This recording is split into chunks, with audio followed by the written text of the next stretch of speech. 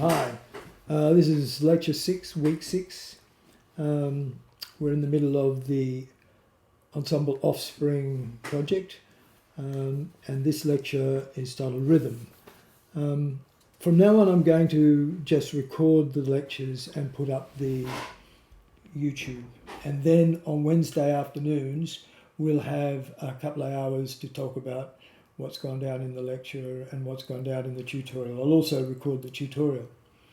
I think this is the best way, rather than all of us being online, 16, 17 people trying to deal with all the technological stuff that goes on. I had a bit of a problem with trying to stay on Zoom because it kept dropping out after 40 minutes, because that's the time after which you've got to pay to upgrade to being a fully fledged Zoom person. The university actually is a fully fledged Zoom person, and for some reason it wasn't connecting me to that person who is has the right to have a longer Zoom session. Anyhow, today's lecture is about rhythm, and I'd like to start with the idea of space, place, and time. In relation to your pieces, I think it's very important that we always consider those three major areas. Space, what kind of space is this piece going to be played in? How is it going to be performed? And of course, you know, there are a myriad of ways in which that kind of thing can happen in relation to what we see as the outcome of the performance. You know, is it going to be outdoors? Is it going to be indoors? Is it going to be chamber, small room, big room, club, where, church, concert hall, and so forth and so on.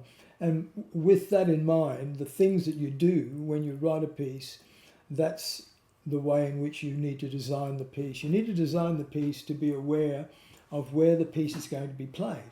And that will greatly influence the idea of where you position and how you orchestrate and how loud instruments are in relation to one another, how you obtain balance, how you obtain resonance, and all these kinds of things. Some people in their little commission work are doing things where they're just recording stuff as little captures of 10, 20 seconds, 30 seconds, 40 seconds, whatever, and then they're going to patch them together as a sort of montage. So anyhow, yeah, space and place. Place is another thing. Place, it could refer to where you are, and the relationship that you have with where you are, with what it is that you are writing about, and what it is that your music is expressing in some way. Time, I guess, time is more kind of the longer notion of where we see ourselves in that, the history of things. And I guess the time element can be seen in terms of the way in which some people write pastiche. In other words, they pay homage to particular periods. This is a piece in the style of Baroque. This is a jazz piece, a lot of the things that are jazz pieces these days are actually kind of more 20th century than 21st century, although there are, 21st century jazz pieces. So that notion of space, place and time really does impact on what it is that you're writing. So, for example, if you think of Vivaldi, you think of Gabrieli, if you think of the Baroque, and you think of Venice, and you look at that the wonderful St. Mark's Cathedral, and you understand the design of a cathedral as being a cross laid out on the ground, as it were. If you look at it from above, it looks like a cross. Yes. On each side there are positions which choirs would take up. So it was the first kind of stereo, antiphonal things happen between left and right, or right and left for you, areas of the cathedral, and some things happen in the central space and something happens at the back. So when these things converged in the space, and of course very high ceilings and the resonance and so forth suited a particular kind of performance. That particular kind of performance sits well these days in the concert hall. So these things are well worth our looking at in terms of what it is that we wish to attain when we're writing something. And with that in mind, I would point to Charles Ives' site-specific piece that he wrote for an audience to be on the corners of an intersection where two brass bands passed at the intersection in front of the audience. So as you can imagine, there's a sort of a build-up effect from one direction and the same from another direction, all coming just together in a central direction. There are very many ideas around site-specific performances and the way in which music happens. Music happens in parks, in little covered places where brass bands sit. What do they call them? I can't remember. Obviously, these have a big impact on the way in which something is written and prepared for. So if we look further, we can see the idea of the way in which we produce something, firstly, as a concept and what it is that we're going to do in relation to what instruments we're going to use, and how we conceive that, how we arrange it, the orchestration we put in place, how we develop the sketches, how we develop the demonstration of what it is that we're about to do as a finished product. In art, people who do sculpture make marquees or maquettes, which are little models of what something is going to look like as a finished sculpture. How the piece is going to be rehearsed, performed, recorded.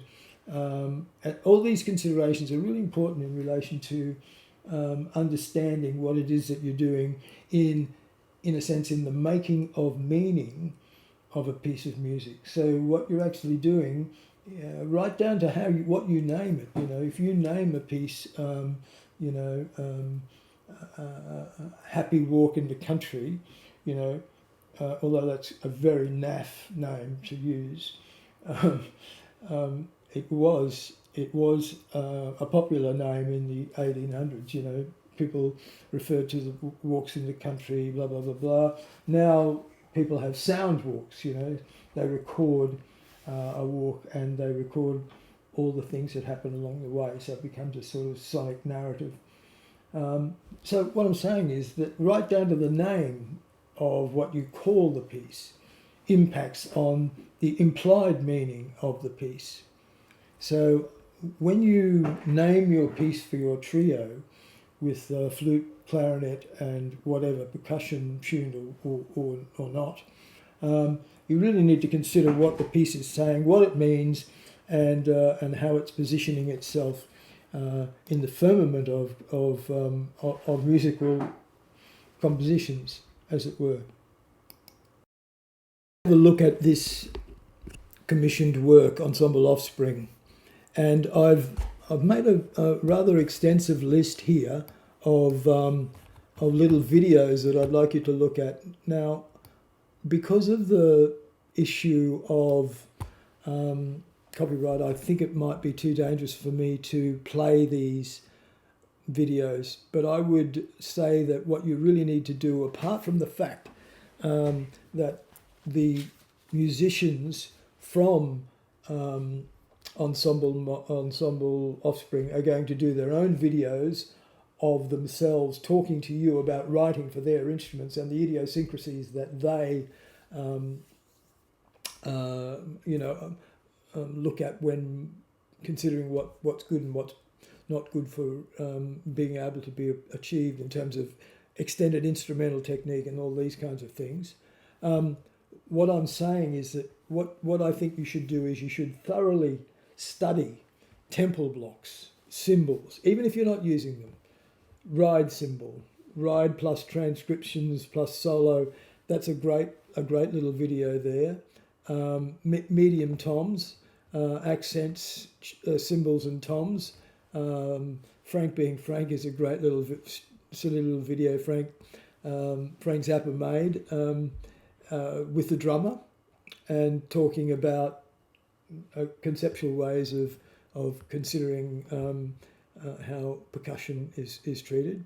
And then there's a big tom set up. Then there's the idea of mallets and so forth, and the idea of mallets being what is on the.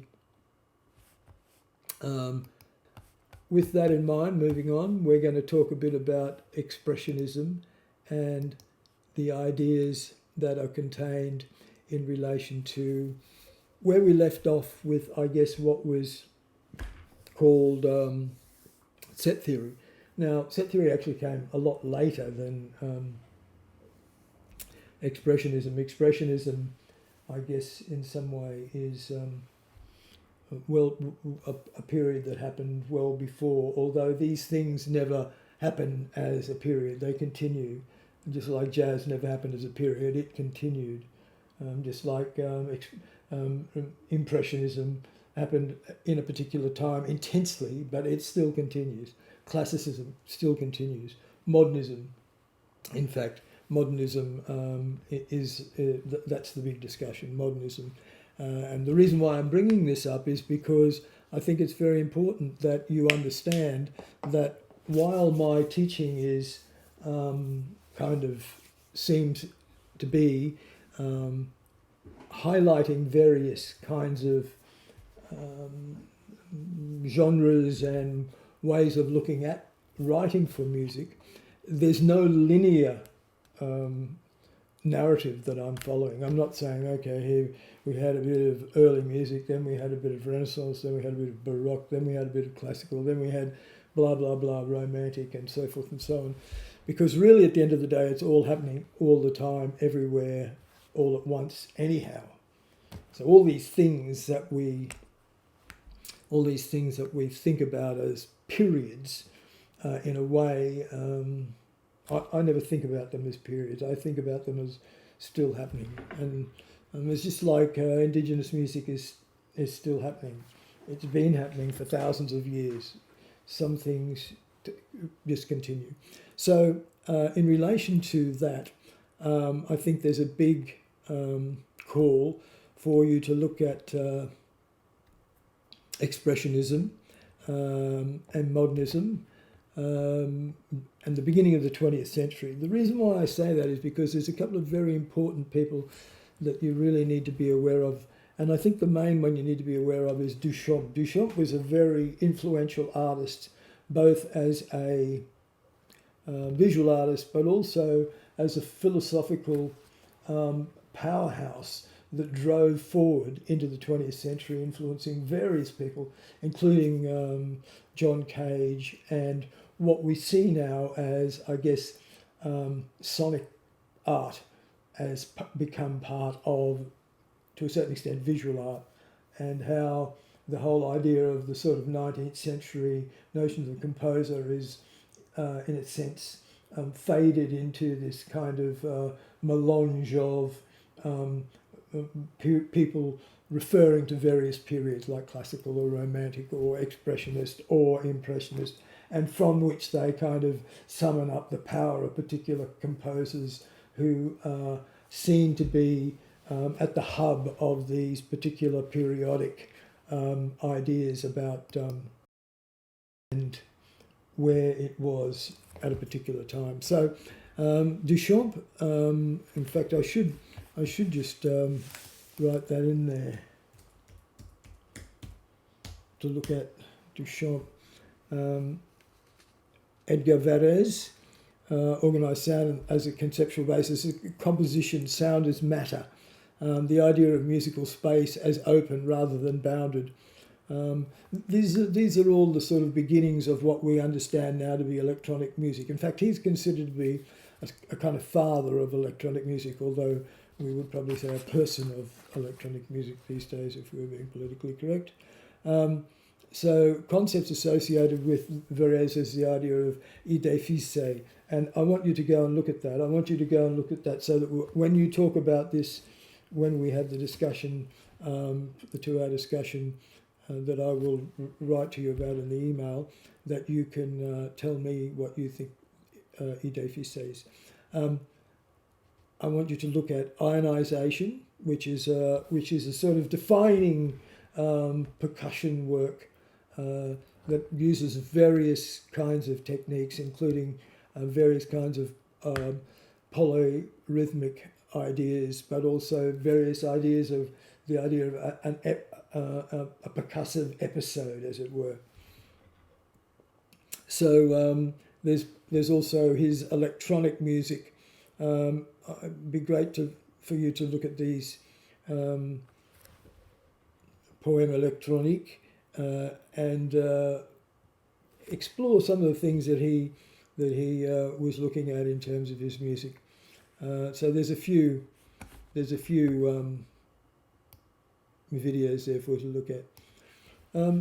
So the other idea then comes to the idea of asking questions such as, what is modernism?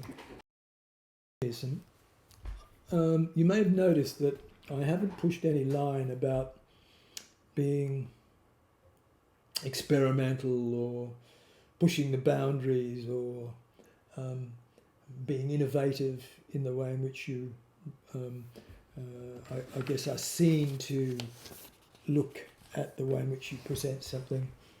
And there's a reason for that. And the reason for that is that I think that the fundamental techniques of composition really rely on a few very important fundamentals.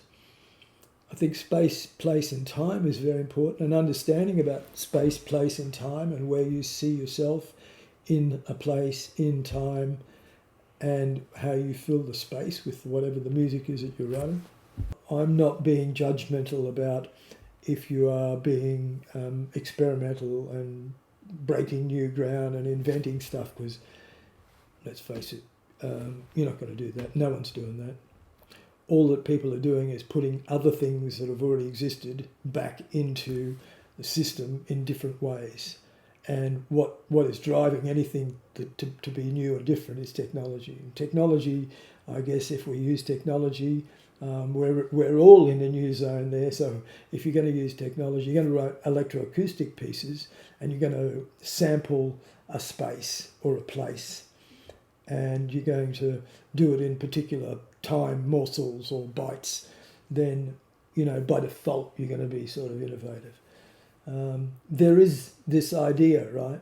And it comes straight back into what we started talking about, and that is, we were talking about expressionism and modernism.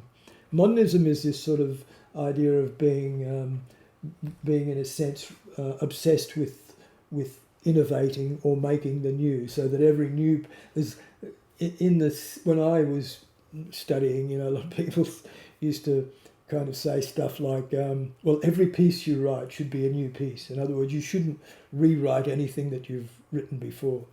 I'm not sure about that. I think that's a very kind of 60s, 70s kind of idea, post Second World War notion of how we might progress after having been sort of stitched up by the ultra-rationalists and to a certain extent, I guess, the expressionists who were totally obsessed with the idea of having something that was abstract and devoid of emotion to a certain extent, like a sort of reaction against things that are too emotional in music. I'm up for balance, really. So with that in mind, I think that if we look at the ideas of Kandinsky, who actually was completely committed to the idea of abstraction and the way in which music, he thought, was a completely abstract art. And in lots of ways it is, because what I was talking about, assigning meaning, you only assign meaning to something by naming it and saying what it is that gives it a context, a space, a place, a time. If you're writing for the concert hall, you're already kind of classifying your music politically. You're appealing to a particular group of people who go to concerts in concert halls, not who go to concerts in rock venues, or who might go to concerts in jazz clubs, or might go to the equivalent of concerts as raves or whatever.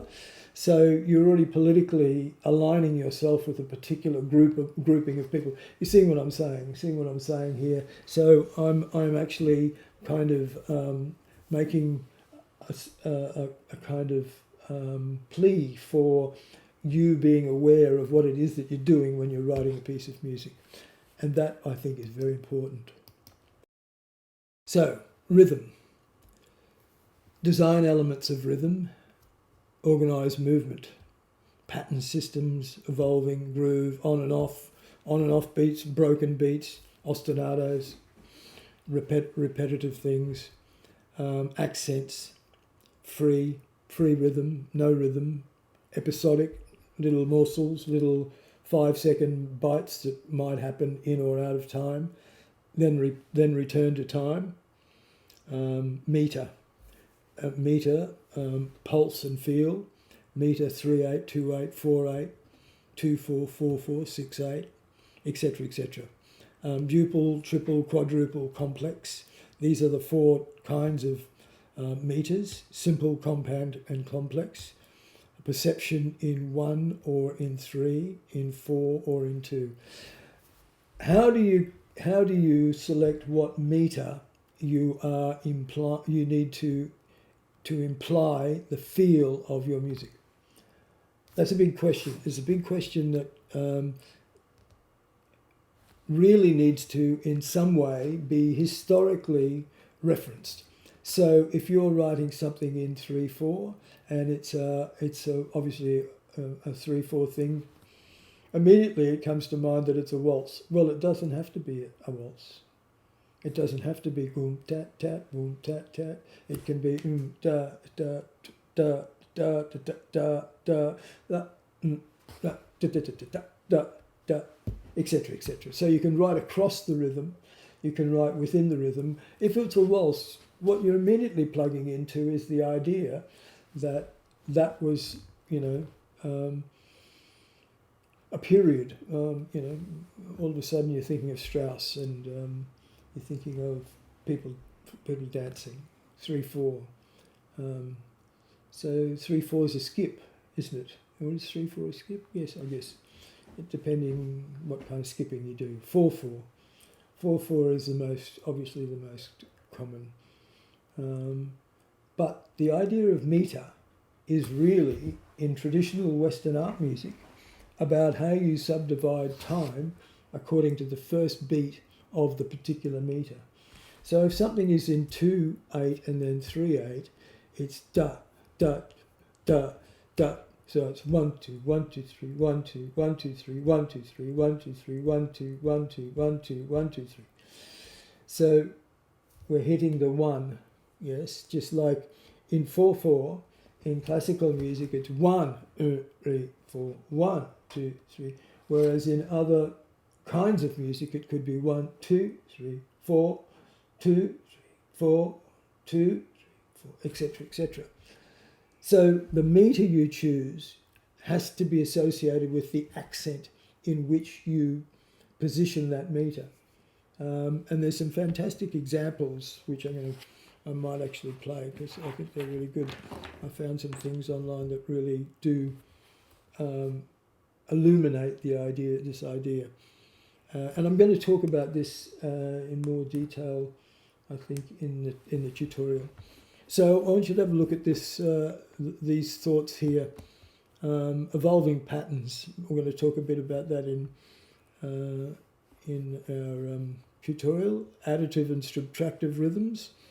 So an additive rhythm, is something that develops as a shell, out of a shell. So it might be a particular rhythm,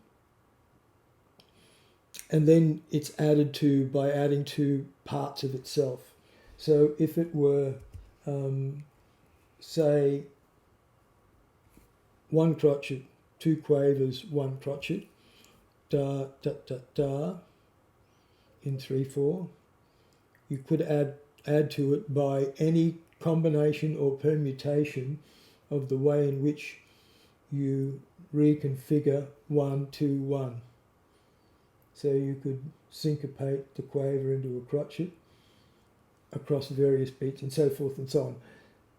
Also, you could accumulate the rhythm by going 1 and then the second beat 1-2, and then back to the first beat 1, the second beat 1-2, and then the third beat 1, and then back to the beginning 1 and 1-2 and 1-2 and 1, because you've added the 1, so you keep on.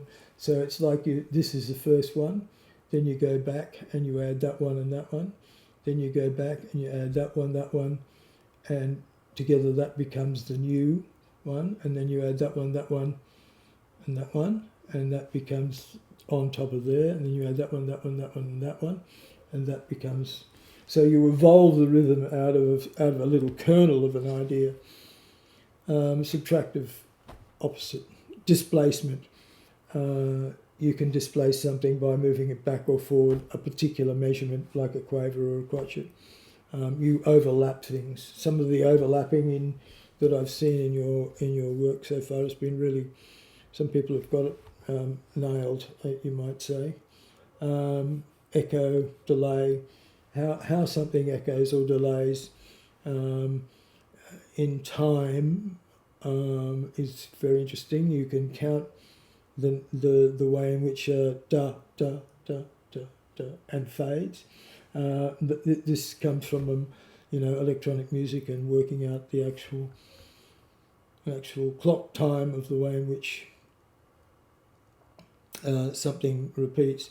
Here's an idea about realizing a batik, and realizing something like that as a visual image into sound. So we've got little here. We've got wit, wit, wit, wit, wit, wit, wit, wit, wit.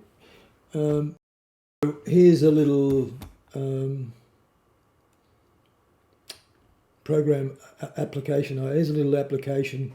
Here's a little application I found that's quite interesting. Plays polyrhythms. 1, 2, 3, 1, 2, 3, 1, 2, 1, 2, 1, 2, etc. And if we make this 5, and if we make this 3,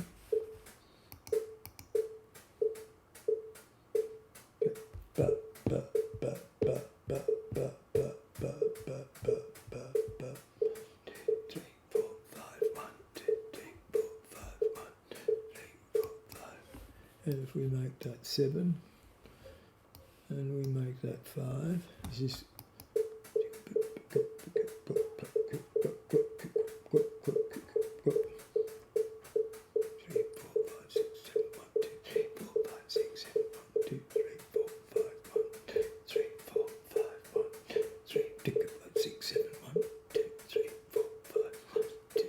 four, five, six, seven, 1, 2. Yeah. I suggest you learn them. Certainly learn all the basic ones. 3 against 2, 3 against 4. That's another important one. 3 against. If you play an instrument, this is 1, 2, 3. 1, 2, 3, 4. 1, 2, 3. 1, 2, 3, 4 ba ba ba ba ba ba ba ba ba ba ba.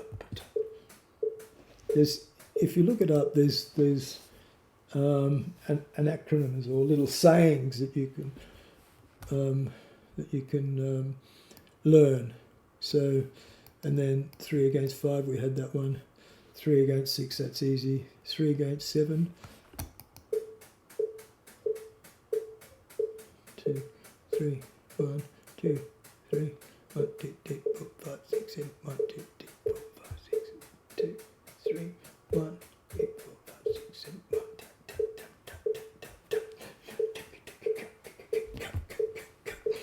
etc. Yeah, that's great. And so have a look at that. And I've again researched a whole bunch of different online videos for you to look at, and here they are here. Laurie Anderson, Oh Superman, Steve Reich, Desert Music. I suggest you get the score to that and look at it. Harmonileria. I don't know if I pronounced that right. I've never heard anybody say it. Harmonilere. So that's a great piece. That's fantastic. It starts with an accelerando in different meters, I think, if I remember. There it is again. I think it's maybe, is it the same? Maybe I've put the same thing there twice. Looks like I have. Nixon in China, John Adams. As you can see, I think John Adams is pretty fantastic. See, on Music Dictionary. I can't. Topics to be discussed. I think. Oh yes, this is a great little resource here, which is about meter and what we were talking about in terms of the implications, meter in relation to tempo, and the idea of what meter can sometimes imply. Abstract Expressionism, another great little resource that talks about various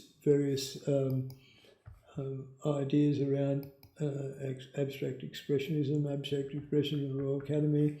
I think it talks there about various artists, including Jackson Pollock, and this is the famous Blue Poles, which Gough Whitlam bought. Ornette Coleman and Jackson Pollock, and what they had in common: melodic and rhythmic giant steps. Okay, I put this in again because I think, I'm not sure if I did it already with you. I know I put it in the notes, but look, what I've done here is, if we look at this here is 1, 2, this here is the first 3 bars. The tune is broken up into a number of parts. I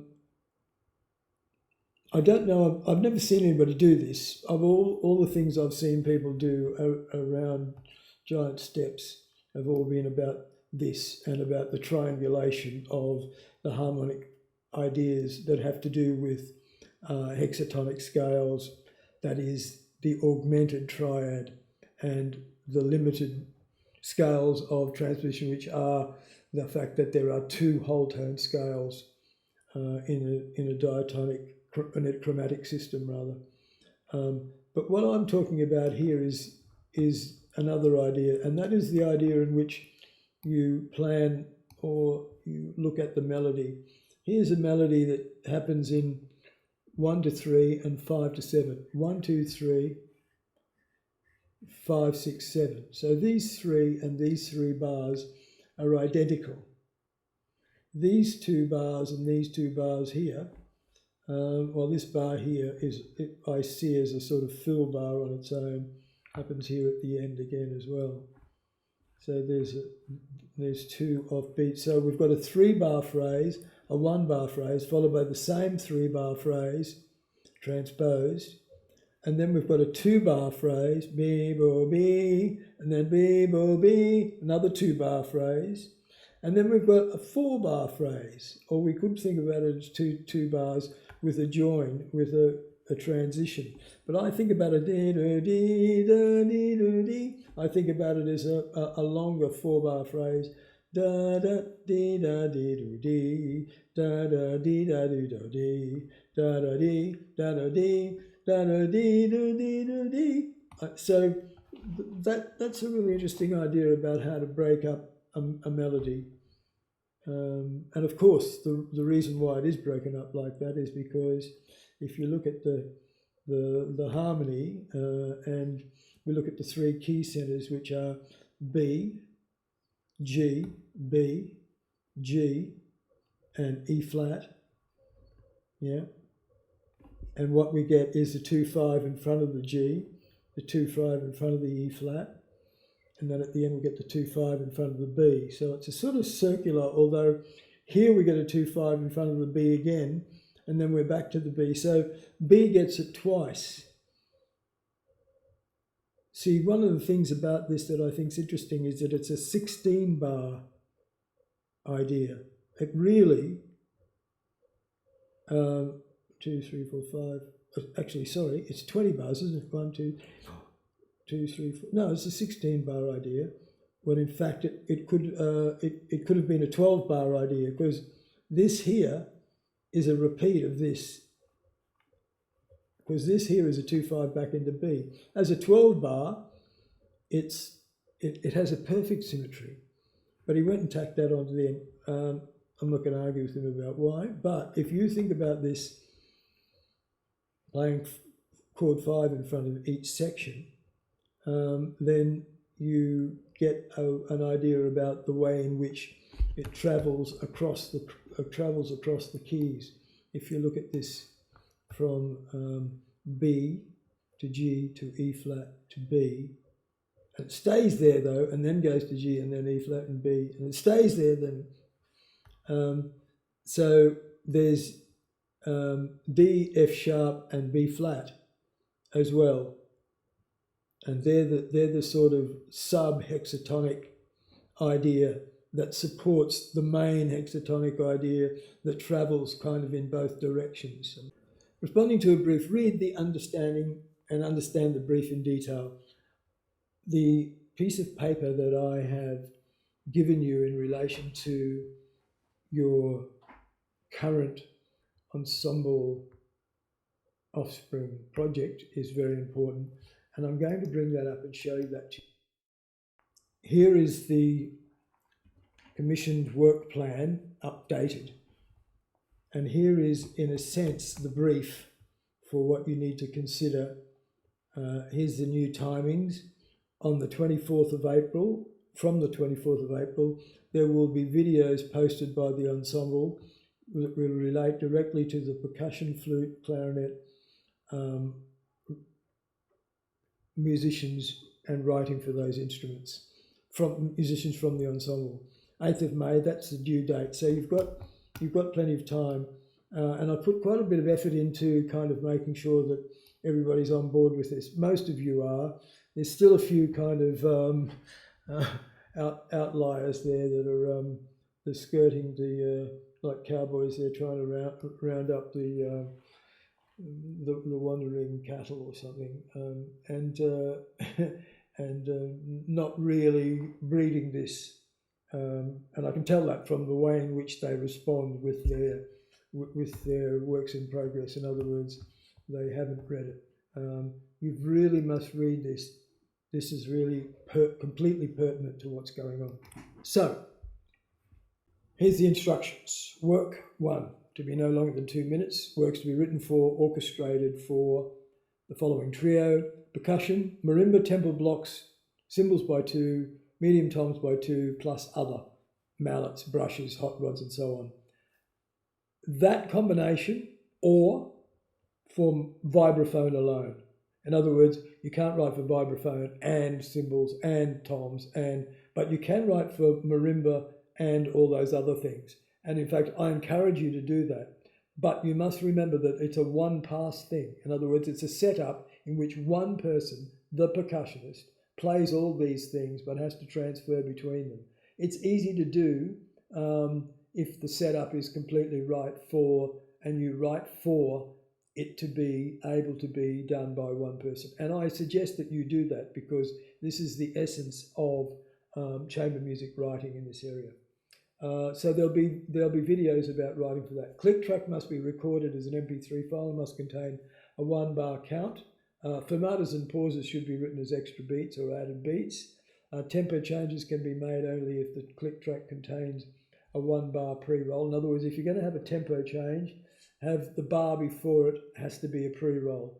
I saw somebody who did it in a bar that on a bar that was a pause, which is great because the new tempo can happen at the pause, at the place where the pause starts, and then continue. Tempo changes can be made only if the click track contains a 1-bar pre-roll. This idea of accelerandos and so forth can't be done unless it's only done by one person. It will not be done by 3 people playing independently and then trying to put it back together as stems. Starting note must appear at the beginning of every piece for every instrument so that we can lock them all together and know where they all start at least. Metronome beats must be written at the start, how fast it is, and clearly and well formatted. In other words, you can't say 120 and then the click track is 132. That's the idea to mitigate against that. Meter changes can be handled in the click track and should be handled in the click track. And there's instruction there about how that's to be done. If no click is to be used, then clock timings must be included and must be accurate and appear with instruction in the score as to why you're doing that and what the piece is about and what's going to be achieved in relation to that. All scores and parts must contain the assigned number, and I've already given you each student a number, so you need to put that on all your parts. Assessment criteria, I suggest you read that, and the new considerations will also be given to these further issues in relation to the completion of this project.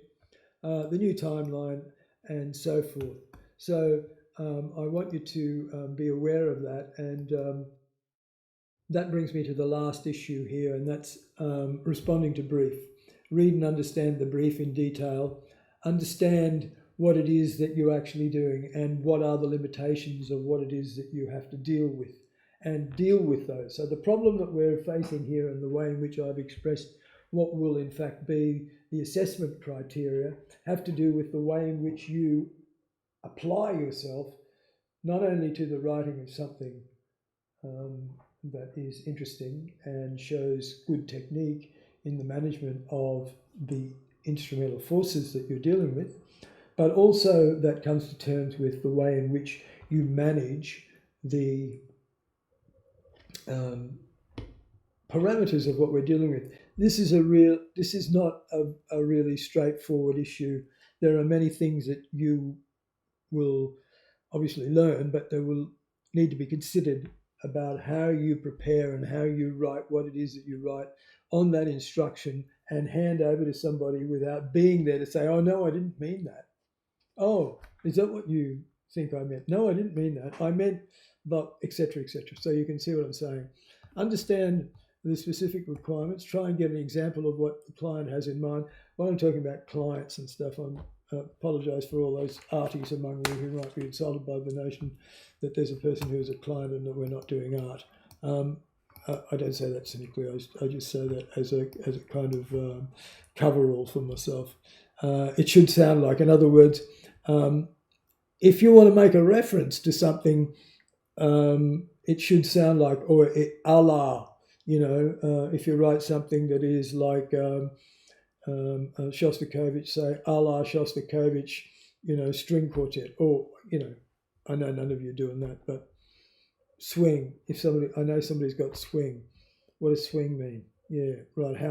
10% swing, 20% swing, full swing, etc., etc., etc. So that's a very interesting, because a swing happens on a gradient, I guess, as technology is now insisted. Don't be too taken by what is said about what it should sound like. In other words, don't imagine, and this is what this lecture today has been about. Stick to what you believe in and write what you believe.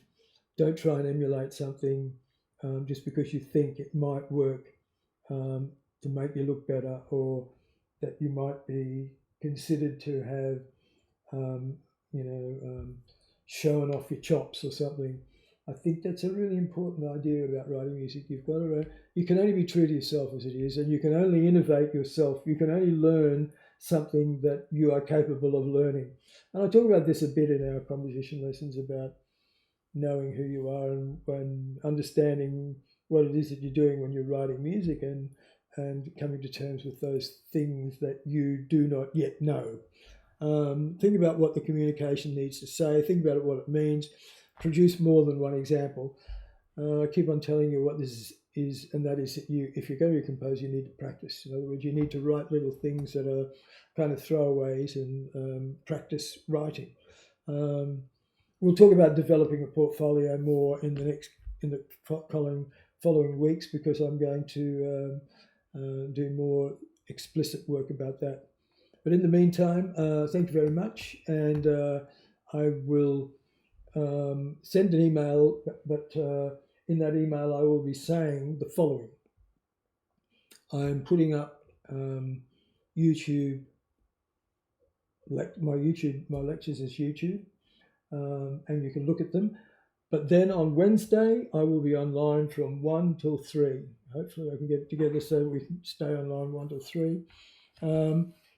We need to be aware that if we drop out, I will send a new invitation. I need to establish with the university why it keeps asking me to update and only giving me 40 minutes. But anyhow, I'll try and solve that. So I will see you next Wednesday afternoon between 1 and 3 with questions and discussions about this lecture. In the meantime, I expect that you will have looked at all the videos, and that we can then discuss the videos. In real time, we can probably play the videos or refer to the videos by playing a little bit of them. However, I don't think I can post them on YouTube because I'll just get flicked.